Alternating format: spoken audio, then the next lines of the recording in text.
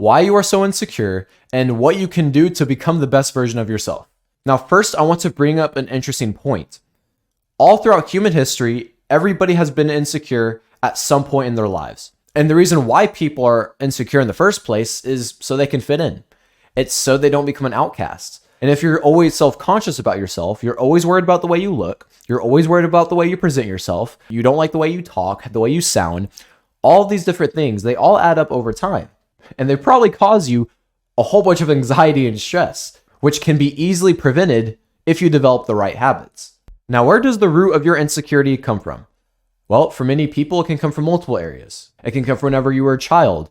It can come from a traumatic event. It can come from school, your family life, your work environment. There are many places and countless places where your insecurity can come from. And sometimes it's kind of hard to pinpoint the exact location. But regardless, understand that it develops from somewhere. And most likely, if you really do some deep thinking, you can probably narrow it down to a few options. Now, I do think that there are more insecure people nowadays, more so than 20, 30 years ago, because everybody's lives is blasted on social media for everyone to see. Everyone posts what they're eating for dinner. They post what they're wearing that day. They post their thoughts. They post whatever they can to get other people's attention. And a lot of people nowadays, especially in America, value you and your value based on your social media influence. And people are only going to show you what they want to show you online. Very few people are going to be completely honest and completely transparent with everything that they post online. You only see the good side of people's lives. You don't know what goes on behind the scenes. You don't know what everybody else has to deal with. So you only see all the good, none of the bad. And because of the simple fact, the average person compares their life to what they see online. Because as humans, our goal is to be included in everything. We don't want to be left out of our tribe. And because of this, you want to fit in. You want everybody to like you. You want everybody to enjoy your presence. And if you see everybody online having the best time of their life, traveling the world, they're doing all these fun events and all these crazy things, then you're going to want to do the same. And that's the first thing to understand is what you see online is not reality. Only a small portion is actually real. But even then, how can you really prove it? If you just take a look on social media on both the male and female side, you'll see how crazy the beauty standards are. As a male, you're supposed to be big and strong, carry all these heavy weights. You're supposed to be able to pick up a car practically. And as a woman, you have to look spotless. Your makeup must be on point, but you still need to be natural, but you need to look better than all the other women. And everyone has these outrageous comparisons. All you see online is only things that they want you to see. Nobody's going to post a bad picture of themselves. Well, at least not on purpose. And a lot of these women don't show what they look like without makeup. A lot of these guys only post gym posts in good lighting. And everybody posts things for the same exact reason. And the reasoning is to get validation from everybody. They themselves want to feel appreciated. They want to feel valued. And everybody wants to be viewed as a perfect individual. When the reality is, absolutely nobody is perfect. I'm not perfect. You're not perfect. Nobody is. But that's the real beauty in it, is you can learn things from other people. Look at other people's mistakes and see how you can learn from them. See what other people have done that's good and take benefits from those. And that's the first thing that you really need to think about and consider when you're trying to figure out, why am I even insecure in the first place? Where does it come from? Now, the first thing that you need to do to not be so insecure is take a second and think about what you tell yourself. When you look at yourself in the mirror, do you tell yourself positive things? Or do you tell yourself that you're not good enough? Do you tell yourself that you need to look better? You need to modify this. You need to change that because you see other people do it. What do you tell yourself every morning and every night in the mirror? And really think about it. Because most likely, if you are insecure, you don't tell yourself positive things. Now, I'm not saying you should be egotistical and think that you're better than everybody else, but you shouldn't be so harsh. You should only change something about yourself if you feel as if it will give you an actual benefit. For example, if you're not healthy fit-wise and you want to make a difference, then that's something that you can take an actionable step towards because that's going to give you an actual benefit. And let's say you're a female and you look online and all you see are all these women with these big lips, all these lip fillers. You should not then go get lip fillers because you feel as if you need them to fit in. No, if you were to get them, go for it, but don't change yourself because you feel as if you have to from the pressure of everyone else around you.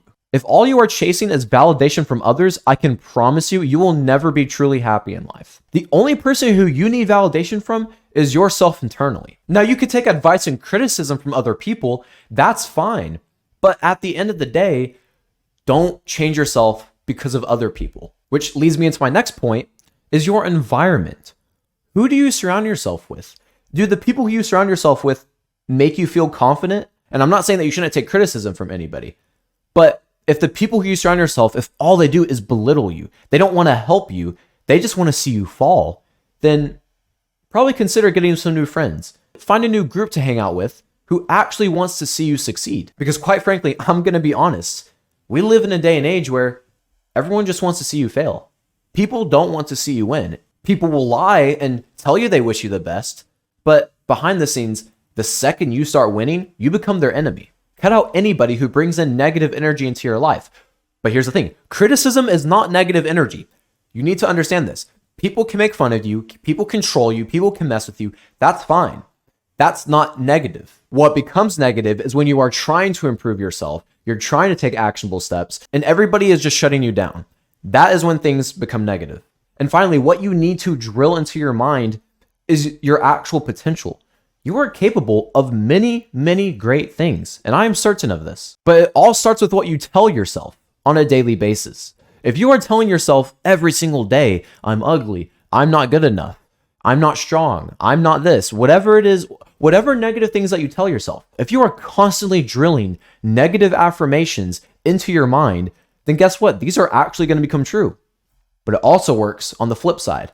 If you tell yourself every day, I'm good enough, I'm grateful, I'm working on myself, I'm proud of myself, I'm happy to be here, then eventually these things will become true. And I get a lot of hate when I tell people you can choose if you're depressed or not. I get tons of hate for it. For people who don't understand my logic, it makes sense for them to hate me whenever I say this. But the reason why I say this is because yes, being depressed does give you a chemical imbalance, which makes you sad. But here's the thing, what is causing those chemical imbalances in the first place?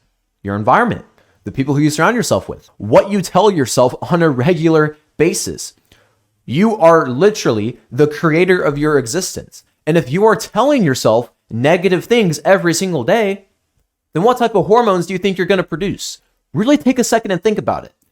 At the end of the day, you do have full control over your mind. You have full control over how you think and full control over how you react. But the average person wants to play the victim game.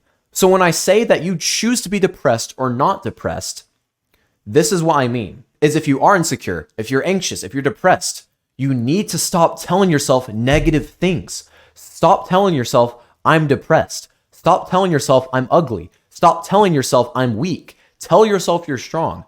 And then actually do those things. Genuinely, if you spend 6 months just drilling in positive affirmations and you start working on yourself, you only change something because you want to change it, you're going to be 10 times happier. When you start doing things because you want to do them, bro, I promise you, your life is going to be amazing. You're going to make so much improvement. And you're actually going to notice that you enjoy waking up in the morning. You're going to be sleeping better at night. You're not going to have the stress of society on you. Cut away from social media. Focus on what is in front of you. And what is in front of you is your potential. Anyways, to keep the outro quick and simple, I appreciate you guys for being here. I appreciate you for watching the video all the way through. And see you when I see you next. Take care.